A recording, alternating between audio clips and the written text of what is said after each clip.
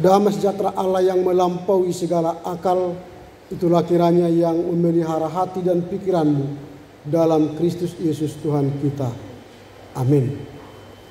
Firman Tuhan yang menjadi khotbah di dalam Minggu Miseria Cordias Domini di Minggu 4 Mei 2025 tertulis dalam kitab Injil menurut Yohanes pasal 21 ayat yang ke-15 sampai ayat yang ke-19.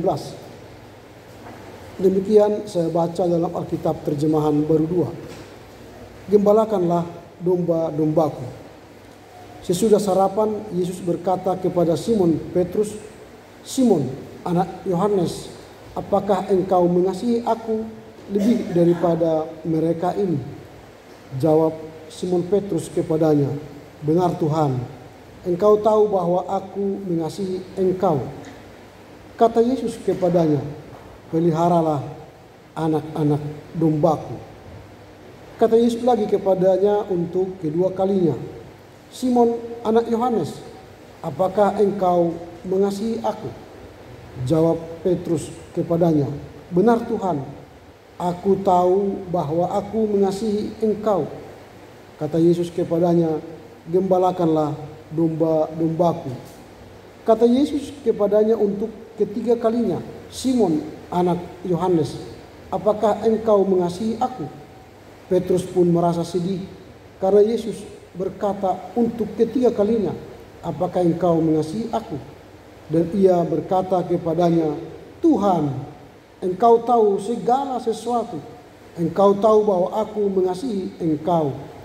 Kata Yesus kepadanya, "Peliharalah domba-dombaku. Sesungguhnya aku berkata kepadamu, ketika engkau masih muda, engkau mengikat pinggangmu sendiri dan berjalan ke tempat yang kau kehendaki. Tetapi kalau engkau sudah tua, engkau akan mengulurkan tanganmu dan orang lain akan mengikat engkau dan membawa engkau ke tempat yang tidak kau kehendaki." Hal ini dikatakannya untuk menyatakan bagaimana Petrus akan mati dan memuliakan Allah. Sesudah mengatakan demikian, ia berkata kepada Petrus, "Ikutlah aku." Demikian, mari kita bernyanyi.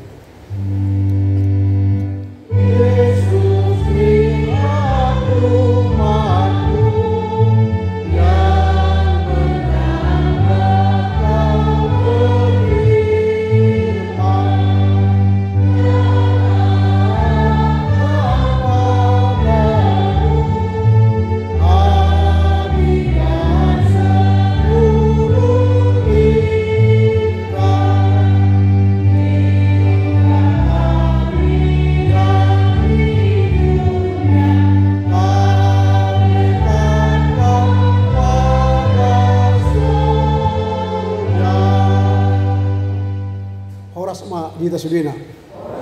Terpujilah Kristus yang telah memberi kesempatan bagi kita untuk bersaksi, bersekutu, melayani di tengah keluarga, gereja dan masyarakat.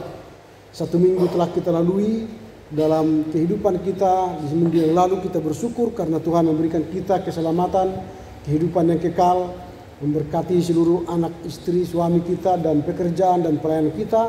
Bahkan semua pelayanan di gereja ini boleh berjalan dengan baik. Dan kita telah memasuki Minggu Miseria Cordias Domini, minggu ketiga setelah Paskah.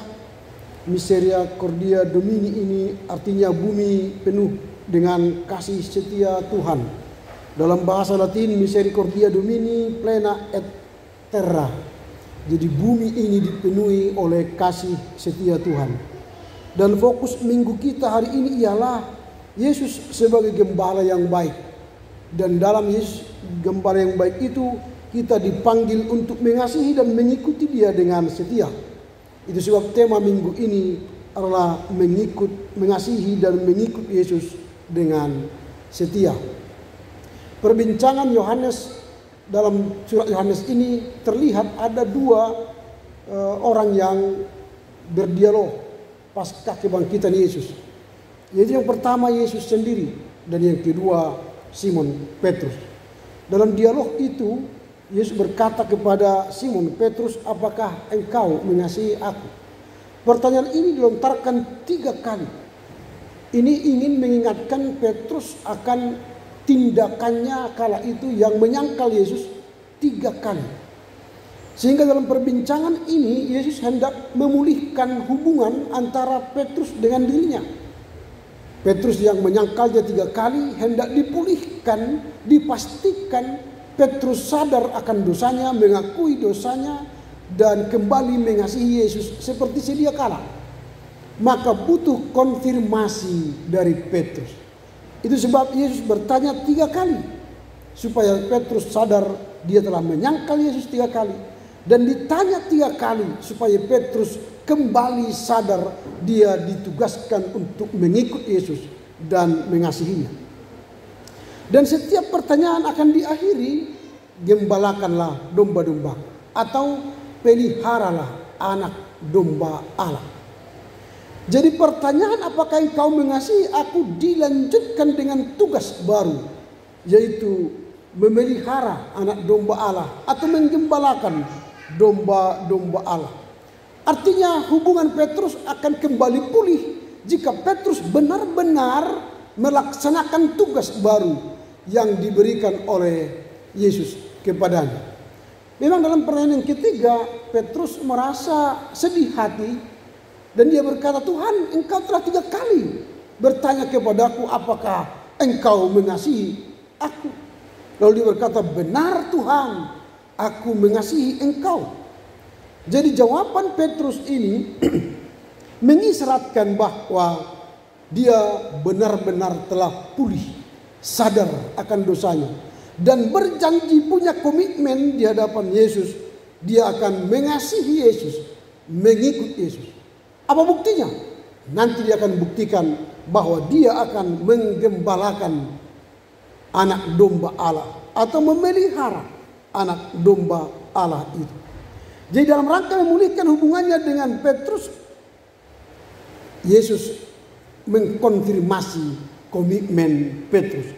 Dan Petrus menjawab komitmennya, benar Tuhan, aku mengasihi engkau. Nah sekarang kita akan melihat bagaimana sebenarnya makna pertanyaan Yesus ini. Apakah engkau mengasihi aku? Apakah engkau mengasihi aku? Apa makna daripada pertanyaan ini? Atau apa bagian yang terdalam dari pertanyaan ini? Yang pertama, mengasihi Yesus dengan tindakan yang nyata. Itu yang Yesus mau katakan. Engkau benar-benar mengasihi aku?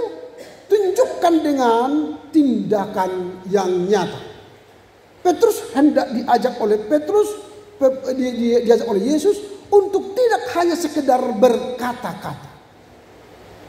Ada banyak orang percaya hanya berkata-kata. Aku percaya kepada Allah Bapa. Aku percaya kepada Yesus Kristus. Aku percaya kepada Roh Kudus. Tapi dalam kesehariannya percaya pada dunia ini. Percaya pada kekuatannya diri, kekuatan diri sendiri. Percaya pada apa yang terjadi pada zaman sekarang. Orang sekarang sudah meragukan eksistensi Tuhan karena sudah bisa diganti oleh internet. Apa yang kita butuhkan sekarang bisa dijawab oleh internet, oleh kecepatan digital. Semua di jari-jari kita, digital, digitus, jari-jari. Sehingga kita belum tentu bisa saja mengasihi Tuhan. Nah, pertanyaan Petrus ini juga menjadi pertanyaan bagi kita. Apakah engkau, warga jemaat GKP Simalingkar, mengasihi aku, kata Yesus. Maka kita harus berkata, benar Tuhan, aku mengasihi engkau. Lalu Yesus berkata, gembalakanlah domba-dombaku. Bagaimana kita jemaat GKP Simalingkar hendak menggembalakan domba-domba? Maka kita harus mengasihi suami istri kita, mengasihi anak-anak kita, mengasihi orang yang di rumah kita, dan mengasihi orang di tetangga kita, bahkan mengasihi orang-orang yang ada di GKP Simalingkar. Jadi gembalakanlah domba-dombaku menjadi tugas baru, membuktikan tindakan nyata kita kepada Tuhan. Apakah kita mengasihi Yesus? Akan terlihat dari tindakan kita, keseharian kita di tengah keluarga, gereja, dan masyarakat. Sehingga mengasihi bukan hanya kata-kata, tetapi tindakan nyata. Ini yang pertama yang kita lihat dari teks ini. Yang kedua, mengikut Yesus dengan setia. Apakah engkau mengasihi aku? Pertanyaan 3 kali kepada Petrus. Itu mau meyakinkan Petrus, ikuti aku dengan setia. Jangan mengikut seperti pengikut yang menggebu-gebu di awalnya, tapi tidak setia pada akhirnya. Ada orang yang baru memasuki sebuah organisasi, begitu setianya, menunjukkan setianya dia kepada organisasi itu di awal-awal bulan sampai 3 bulan pertama. Tapi setelah itu mulai dia tahu di dalam ada masalah, di dalam ada tanggung jawab, di dalam ada sebuah kegiatan yang harus diikutinya. Mulai dia surut, mulai dia mengelak, mulai dia menghindar, bahkan mulai tidak hadir lagi dalam organisasi itu. Sama seperti itu di GKPA. Bisa saja ber-GKPA ini di awal-awal begitu menggebu-gebu, tapi setelah masuk ke dalam, tahu makin dalam, tahu persoalan majelis, tahu persoalan sintua, tahu persoalan pendeta, tahu persoalan gereja lain. Mulai dia, nggak enak ber-GKPA ini. Banyak sekali tanggung jawab, banyak sekali yang harus diberikan, banyak sekali. Mulai menghindar, akhirnya hilang dari peredaran. Itu bukan yang berkomitmen mengasihi Tuhan. Jadi mengasihi Tuhan itu harus setia setelah masuk terdaftar, setia beribadah, setia melakukan kewajiban, setia menerima haknya. Sehingga pada akhirnya setia akan membawa makna yang luar biasa. Dia akan menerima mahkota kehidupan. Seberjuma ho rasi rasa mate, dungi lehenok kumati ho tuku hanguluan. Jadi orang yang setialah yang akan mendapat mahkota. Sama seperti kalau kita masuk sekolah, kalau dia setia mulai kelas 1 sampai kelas 3, mau mengikuti aturan, melatih diri untuk menjadi pintar, maka dia akan layak mendapat ijazah. Mendapat ijazah yang benar-benar hasil keringatnya. Jangan ijazah yang palsu, yang didapatkan hanya tempo sesingkat mungkin. Itu tidak bagus. Tetapi setia berarti kita mengikuti proses, mengikuti aturan, bahkan peringatan bertuhan. Itu yang kedua. Yang ketiga, mengikut Yesus dengan setia meskipun menghadapi pengorbanan. Dalam ayat yang terakhir tadi, bagian terakhir ayat 18, Yesus mengingatkan kepada Simon, sesungguhnya aku berkata kepadamu, ketika engkau muda, engkau mengikat peganganmu sendiri, pinggangmu sendiri, dan berjalan ke tempat yang kau kehendaki.